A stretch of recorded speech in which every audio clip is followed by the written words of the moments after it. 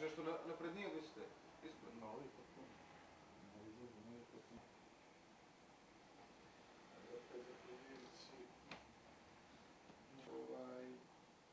Zavistu. Sam da izbacio prvi telefon. To što ti misliš, že on tu že... A dođe uz to so. Neuporedive su cijene. Ali provjeraš. Znači, ne provjeraš. Što je njima tastatura košta 80 eura. 77 eura za tastaturu. Što bi ja opet... Imate li često puteve? Idete li put Amerike često?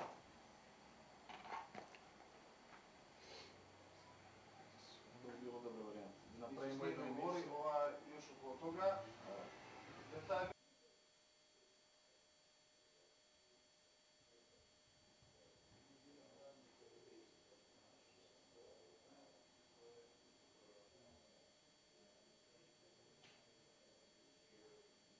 Softverska piraterija kao pojam, u principu se radi dakle jednostavno o distribuciji proizvoda koji nisu originalni.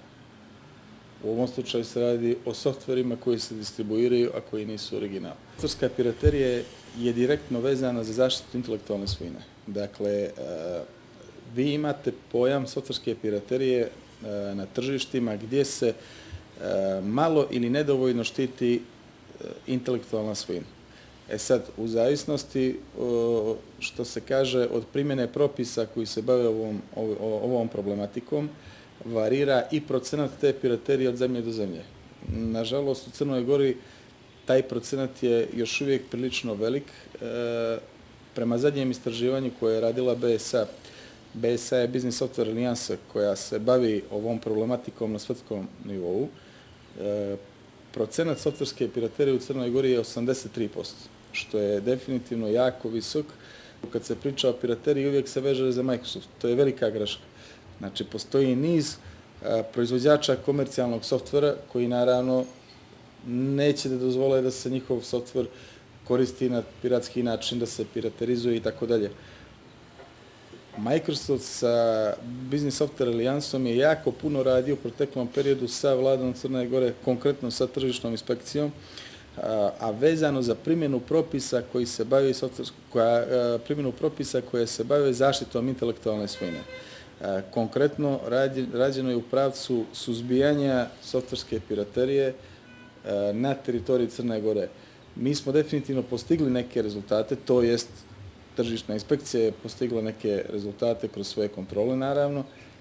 Mislim da su u Crnoj Gori kazne između 3 i 30.000 eura i do 5 godina zatvora. I mislim da je veliki problem u Crnoj Gori što ljudi prvo ne znaju za kaznenu politiku, ne znaju koliko puno rizikuju koristeći piratski softver.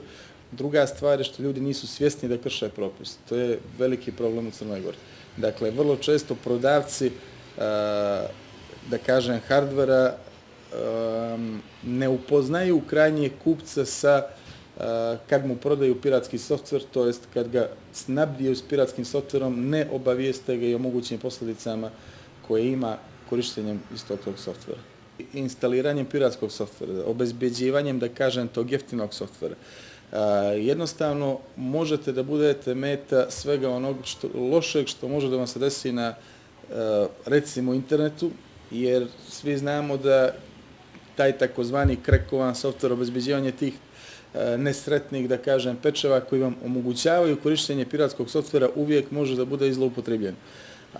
Ne samo to, piratski softver može da dovede do onog najtežeg oblika u poslovanju. Pričam, znači, svi znamo da najveća nepogoda za korisnika softvera je gubitak podataka. Definitivno, piratski softver uvijek može da dovede do tako neke, da kažem, nuspojave ili do tako nekog nesretnog događaja